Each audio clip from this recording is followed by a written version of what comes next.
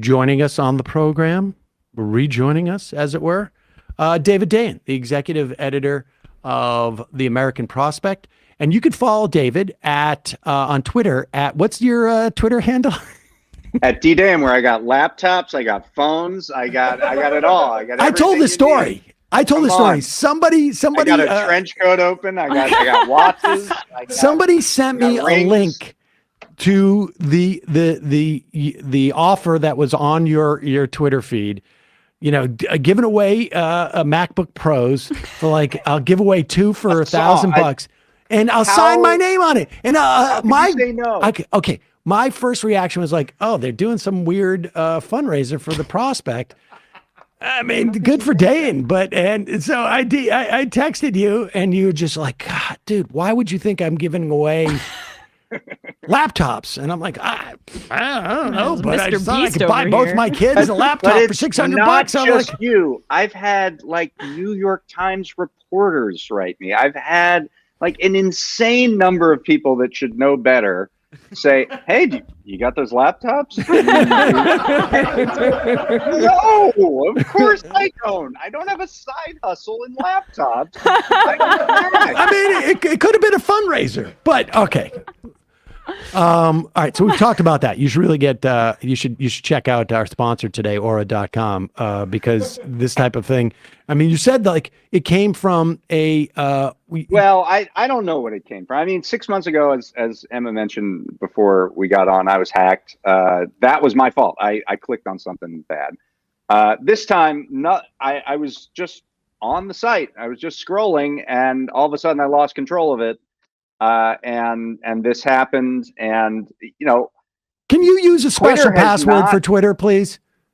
I do. That's not the issue. The issue is that now there's just no security on this site. As you, I mean, there are a couple weird things about it. I had just got done doing a viral thread about blowing up David Sachs, who is like Elon's best friend, and then suddenly I get hacked. Like, I'm not a conspiracy theorist, but you know, you do the math. And yeah, our health insurance at our company is part of DC HealthLink, which has been hacked, and all the personal information of that has been sent out on the dark web. So I mean, you know, look, you're just not very secure anywhere, least of all Twitter, where it's now been a week and that scam is still running. And despite it being reported hundreds of times by followers of me who instantly then get blocked. So now, like, if I ever get the thing back, I have all these people blocked that I don't know about. There's because, you know, the Twitter offices now have tumbleweed through them to a greater degree than people.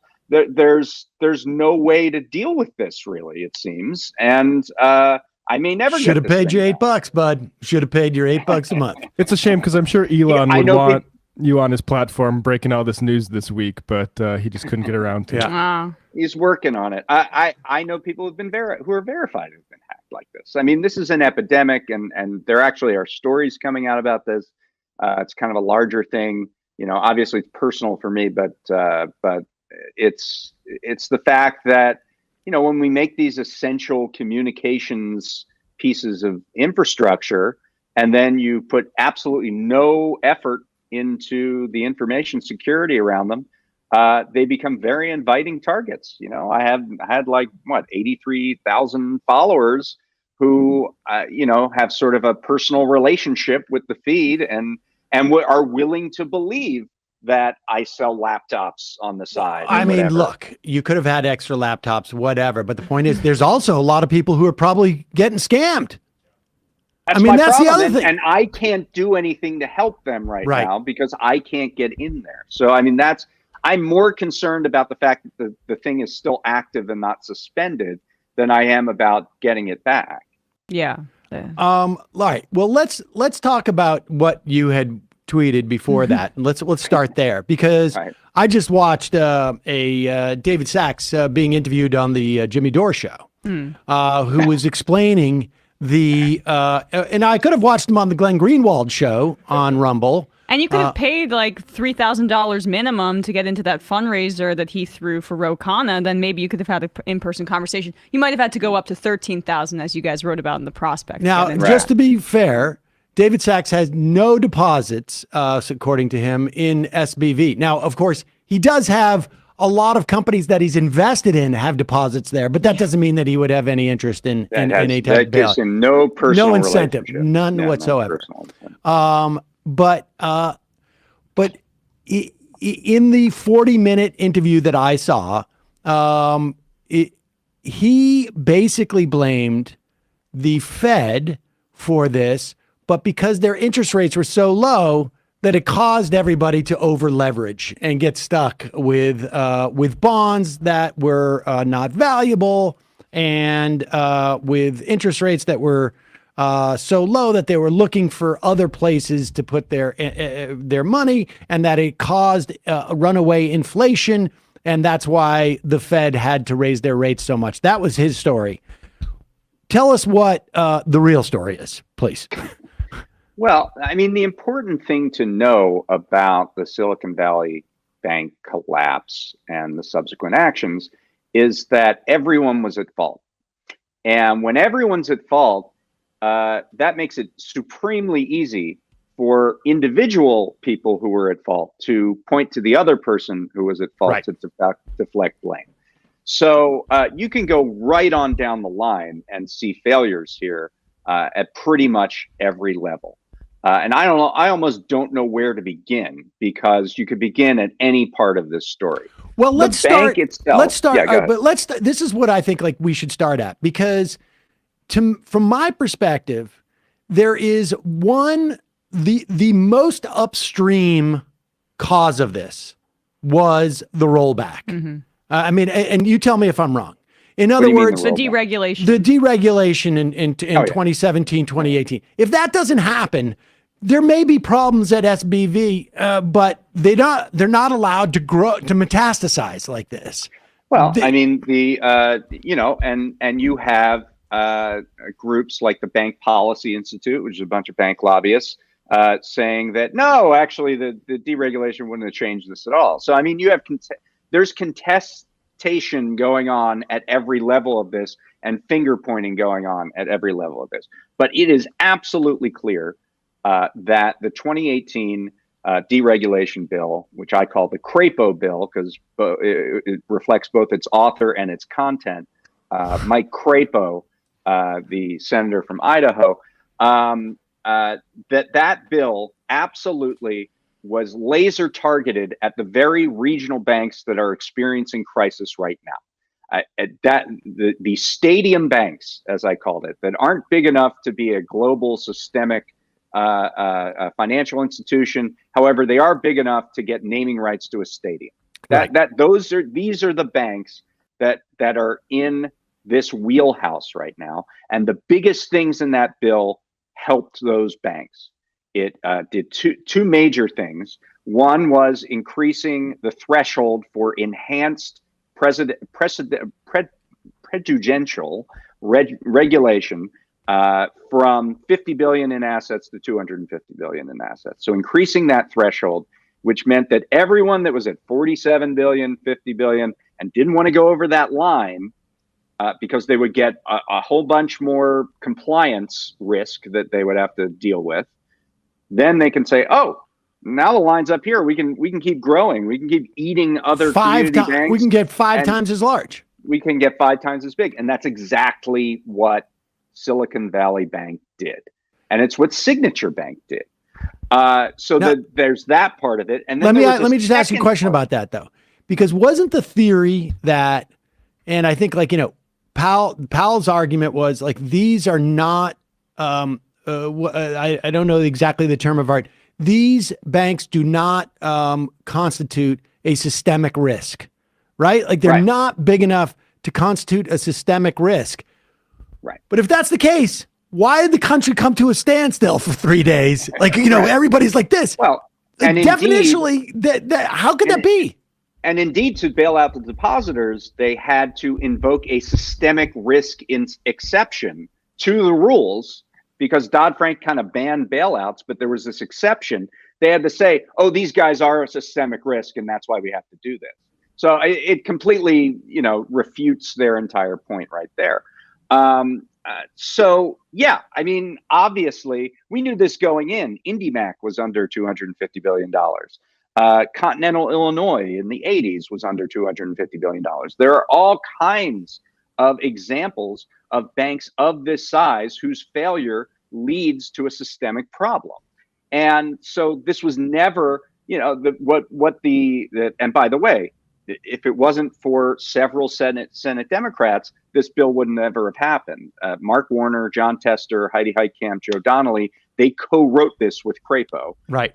And they are completely 100% responsible for this happening and are completely unashamed about it, because Warner, even now, is going on television saying that this was a good bill. And Tester is out, doing the blame game, pointing the finger at something else. And we can talk about that something else later. But so the bill did first the raising the threshold. The second thing it did is it invited the Fed to deregulate even further.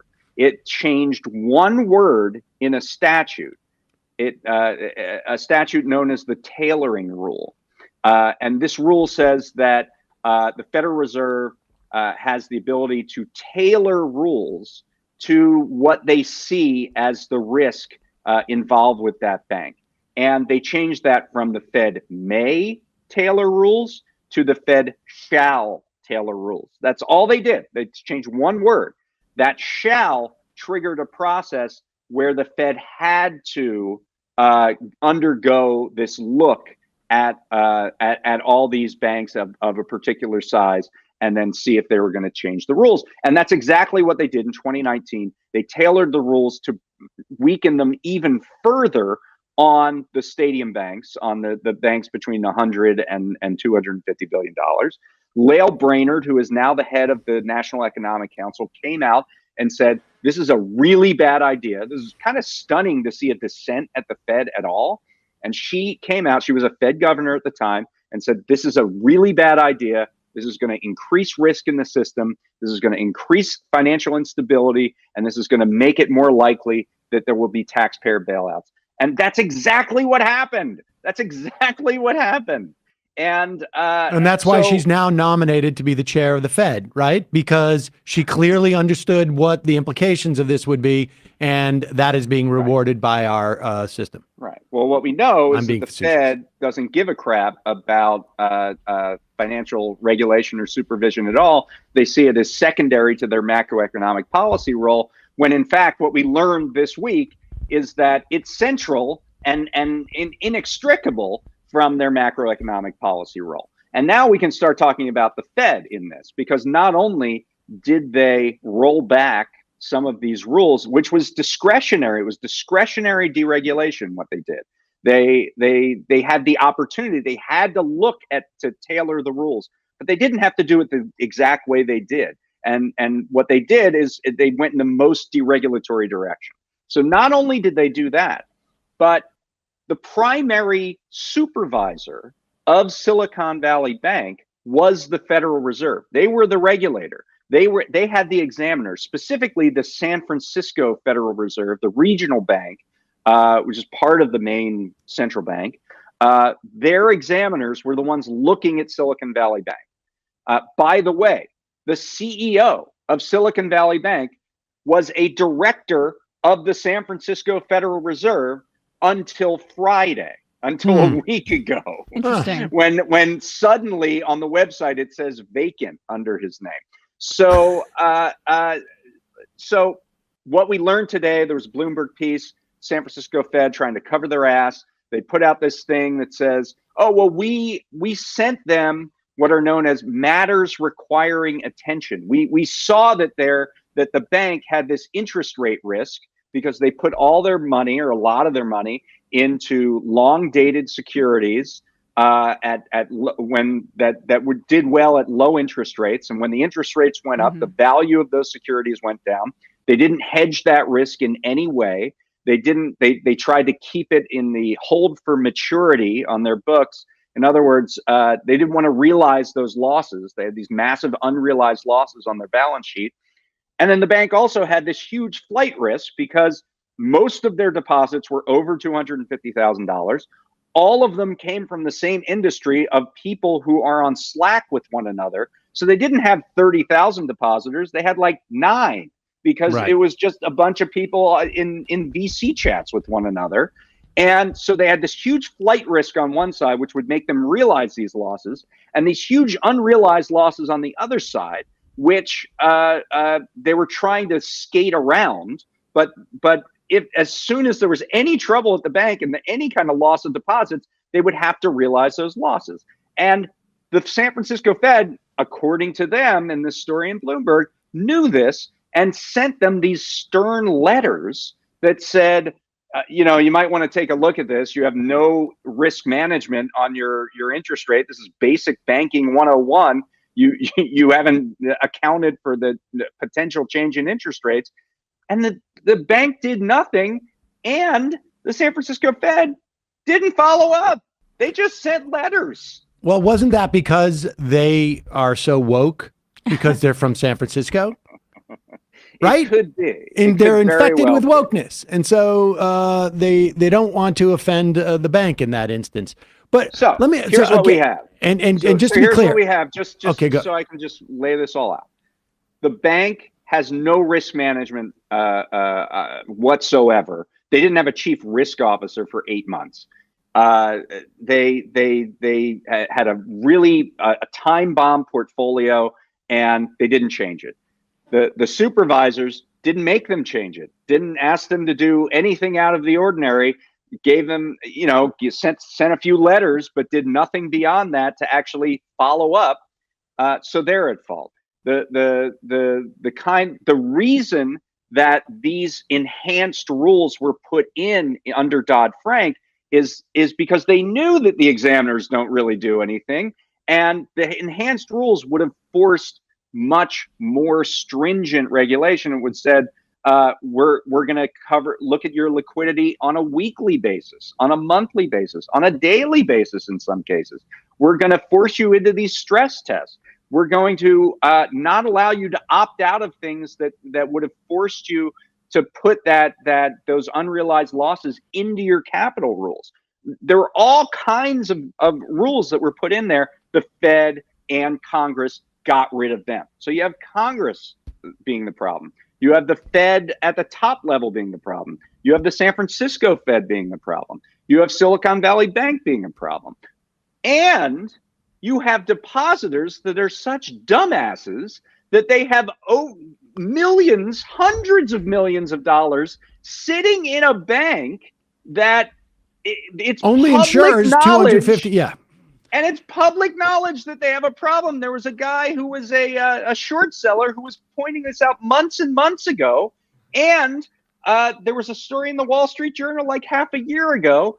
And it's basic cash management of any business to not put all of your money in a place where you could lose it. Okay. All right. So listen, on that point, there's two things that it seemed to me. One is that there are obvious mechanisms in which to protect that if you're a business. You got payroll. Your payroll is, let's say, I don't know, $1 million a month or something like that.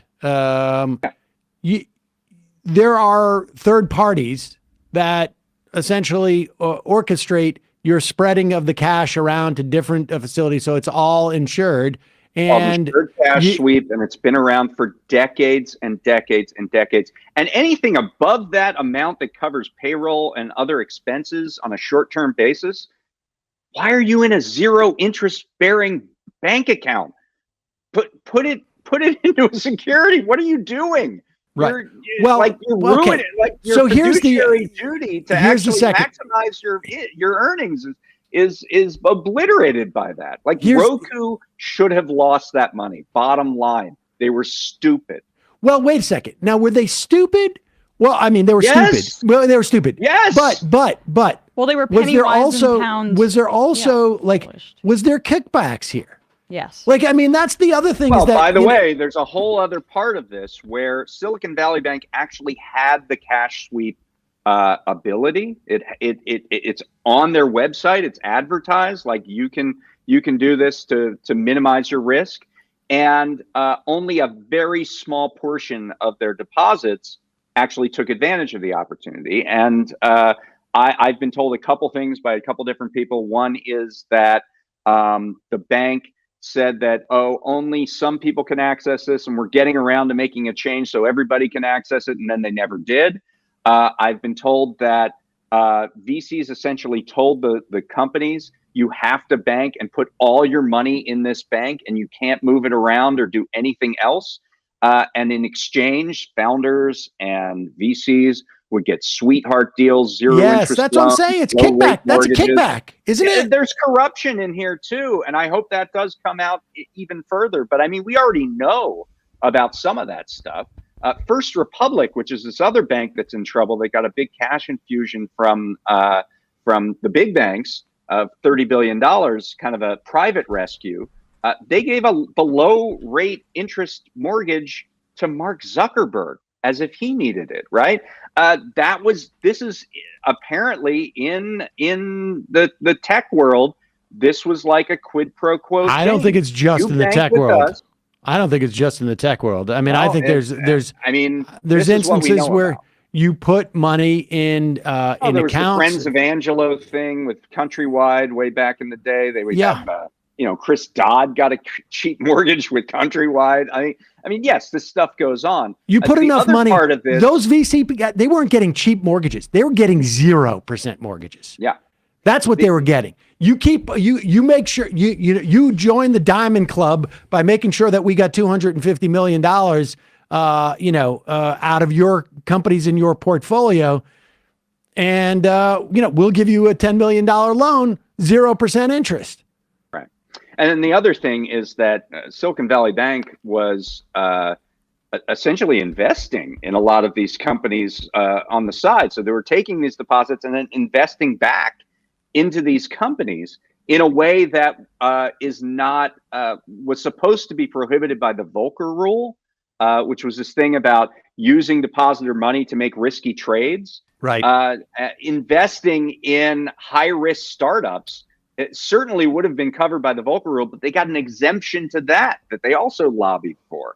So there was a lot going on here with respect to the bank, but I don't think these depositors, these whiny VC idiots that think that they now have to reinvent insured cash sweeps or these kinds of things that get around the FDIC limits when they've already existed, much like when Uber and Lyft reinvented the bus, is just absolutely absurd. But do you think that they think that you need to reinvent sweeps, or do you think that they're pretending that there's a problem here to justify having that kind of money in the bank unprotected because it was in the interest of the bank for them to do that, and they were getting kickbacks in the form of like sweetheart loans and stuff like that? At first, I thought they were lying, but they're doing an incredibly good job of looking like dumb shits.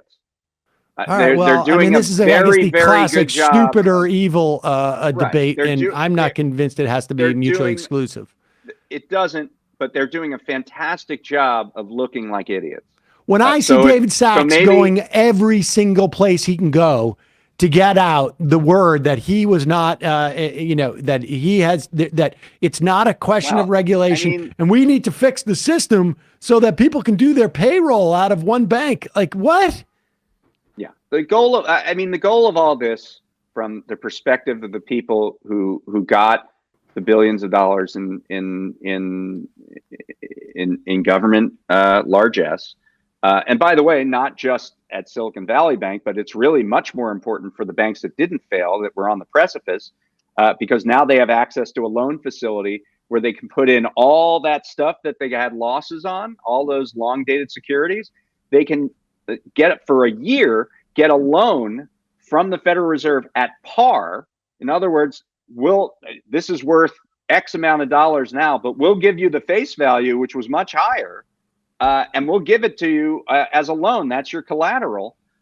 those are the people who got the real bailout. I mean, that's the one that nobody wants to talk about. But anyway, my point and just to be clear, I just want people to understand it, because you're going to hear mark to market. When if I've got a like a some type of bond that I got that a 5-year bond, let's just say at 3% when interest rates were low, and now it's not terribly valuable. It's worth a lot less than I paid for it, because nobody wants to be stuck in for 5 years in something that's only going to give them 3%, when I can go to a commercial, a retail bank and get a 4% a CD for 15 months right now.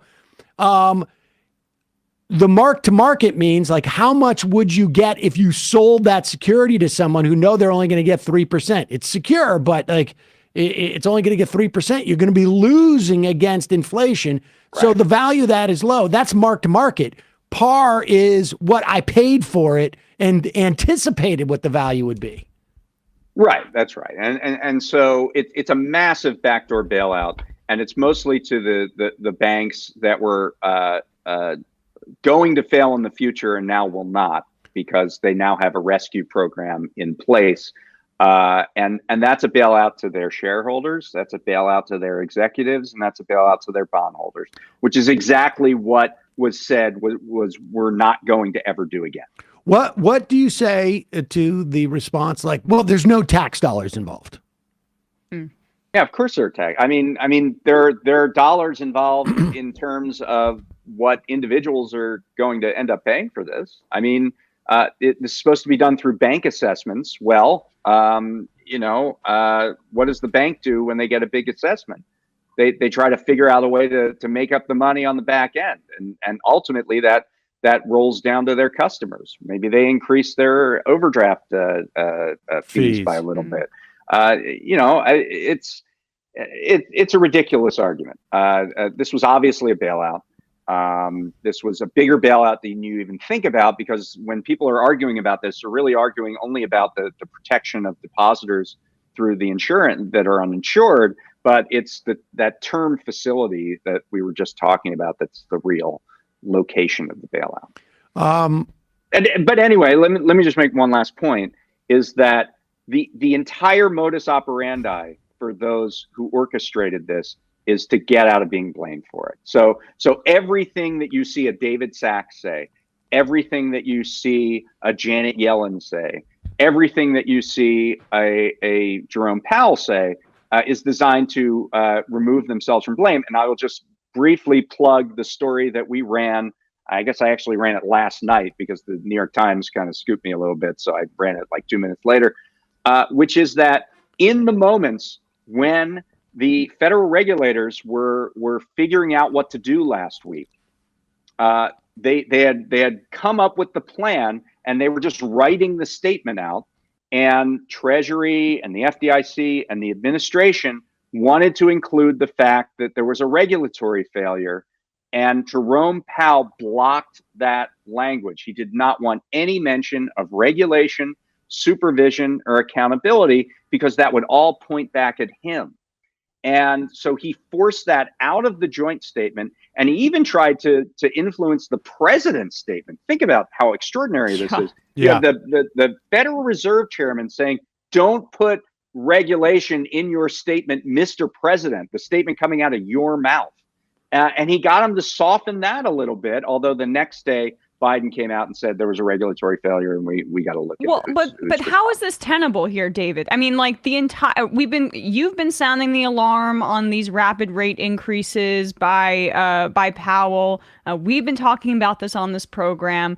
Biden's inexplicable decision to keep him on for whatever reason is now hurting the administration. Like, what is the status of Jerome Powell's job security? Because if I were president, I mean, I forget exactly what the process would be to get rid of him, but actually, I guess that's my question. If Biden wanted to get rid of him, one, does he want to? And two, could he? I don't think Biden would want to. I think the institution, when they see a liability there, potentially they take care of it on their own. If Powell has lost confidence inside the institution, it's going to be a problem for him to regain that.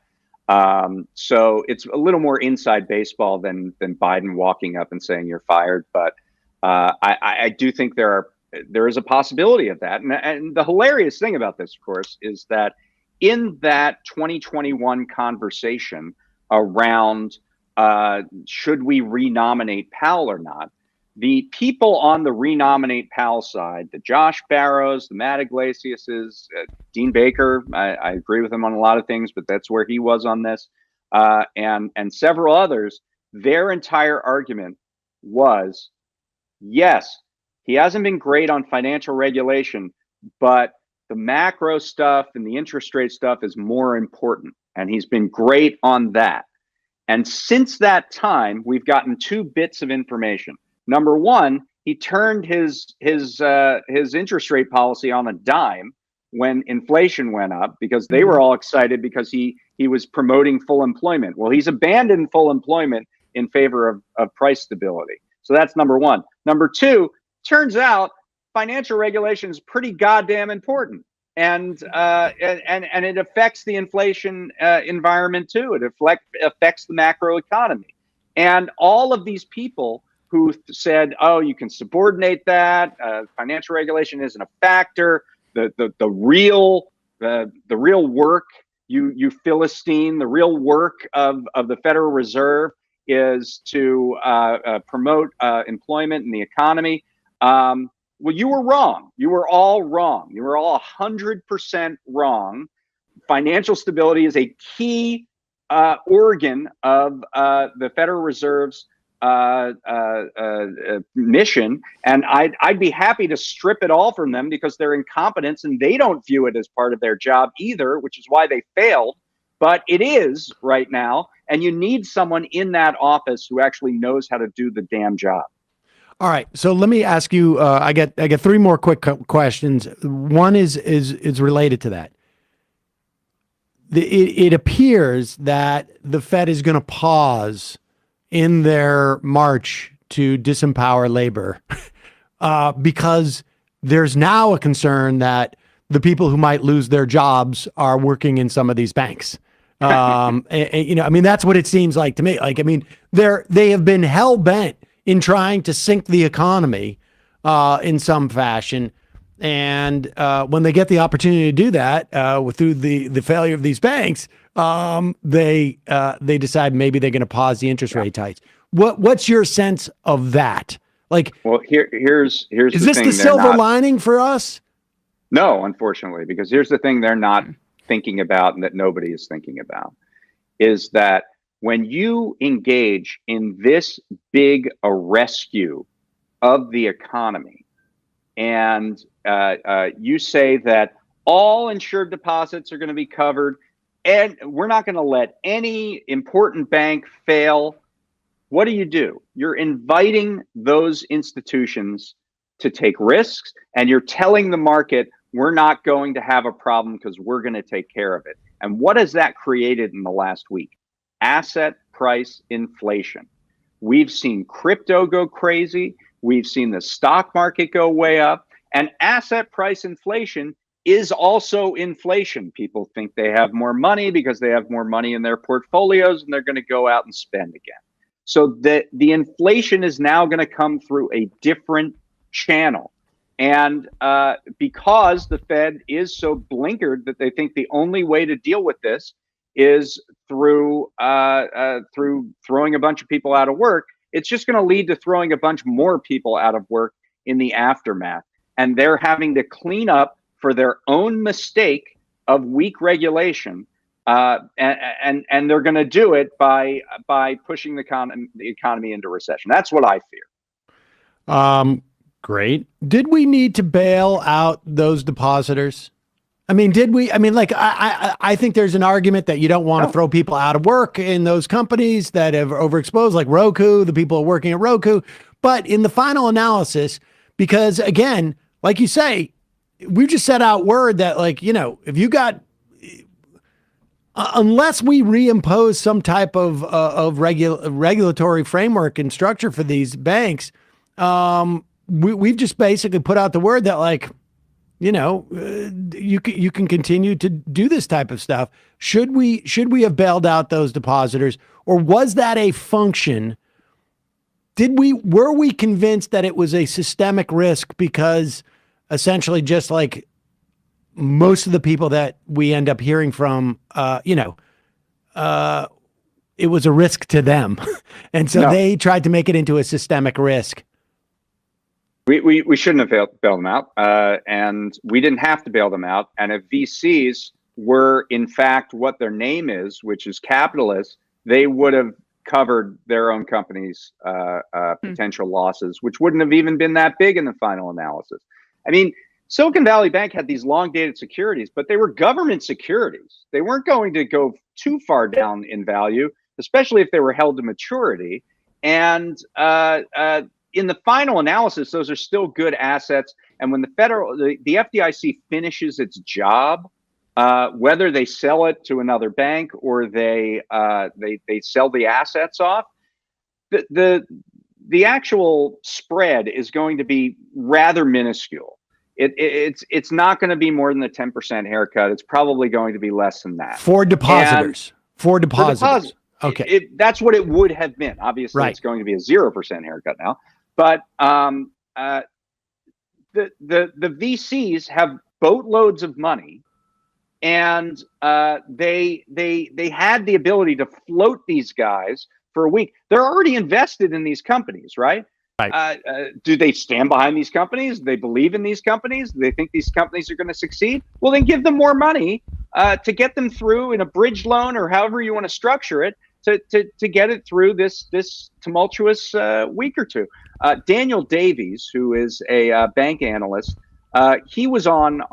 We had him on for a Q&A, and the way that he put it was, I thought, really, really spectacular and kind of cut to the heart of this problem. And I'm calling it up right now. The way that he said it was, if a bunch of hedge funds with $100 billion under management suddenly got hit by a cyber attack, and it turned out that none of them employed a chief technology officer, none of them used the widely available firewall software that they could have, would everyone just be given cybersecurity insurance provided by taxpayers? I don't think so. I mean, these guys did something wrong. The companies did something wrong, and they immediately got let off the hook for it because they whined and played a crybaby game. But the point is that they did something wrong. B, 90% of these startups fail anyway, and we've been having tens of thousands of jobs being lost in the tech sector for the last 6 months, and it hasn't affected the broader economy. Most of these people who are getting laid off are pretty rich, by the way. But the bigger point is that the VCs could have handled it. They have billions of dollars in reserve. They could have handled this situation for the short time period it would have taken for the FDIC to fix it. What are the chances of getting 60 votes in the Senate or the House, whatever we need to roll back the rollback to repeal the Crapo bill? Yeah. When you saw that bill be released by Elizabeth Warren and Katie Porter, not one of the Democrats who voted for that bill signed on to it. And they're all standing their ground. They're all holding the line. And as long as that's the case, you're not going to get anywhere close to the votes that you need. And this risk will continue. The Federal Reserve, the good news is the Federal Reserve has every opportunity to, on the rules that it discretionarily did, they have the ability to change those rules, tighten those rules in any way they choose. There's an internal review going on at the Fed. A lot of members of Congress want that to be an independent review. They have the ability to strengthen those rules for the stadium banks. Maybe they'll do so. But I think that's probably the best we'll see. I mean, this is like the danger. This is what we talk about when, the whole accelerationist thing about, maybe if Trump gets elected, we'll all be able to come together as a progressive movement after. Like, Republicans break things. They pass this deregulatory bill with the help of some Democrats, and it's almost impossible once Democrats even get back in power for them to build it back up. Like, this is going to be an example of that. No regulation seems like it's going to get passed. Yeah, I mean, what we know about financial regulation is that it exists on a pendulum. So a lot of risk is pooled. People take, probably very wild bets, and something breaks, and then the pendulum swings towards more regulation. Like, oh, we gotta fix the problem, and then everybody forgets about it, and the pendulum starts to swing back. That's where we were in the last, 5-6 years, is the pendulum swinging back. We had this breakage, but apparently that hasn't stopped anybody. So the pendulum's still going, right? And we'll get some other breakage in the future, and at some point it'll hit a tipping point and it'll swing back again. But I don't know that we're there yet. That pendulum swang pretty damn quickly too, based upon the size of. I mean, you think about how long it took Glass-Steagall to get repealed after the Great Depression. Now that we've basically, shortened that time, what it takes to forget what happened in 2008 by like a. I mean, the 2018 bill, the Crapo bill, passed on the same week as the 10th anniversary of the failure of Bear Stearns. I mean, that tells you everything you need to know about the short memory of Congress when it comes to these issues. And it just took a few years for these regional banks to explode to just nearly that $250 billion threshold. And they're all up there at this point. I mean, anyway, it's just infuriating. David Dayen, always a pleasure. Good luck with your Twitter handle. Yeah, so it's by the way, for Majority Report listeners, where I'm temporarily hanging out is at David_Dayen, Dayen. Well, that is embarrassing. You got to use an underscore. You got to use an underscore. That is really, oh boy, God. All right. Well, tune in, check out David's Twitter feed to get some great deals on computers and hopefully maybe some cell phones. Everything must go. David Dayen, always a pleasure. Thanks, man.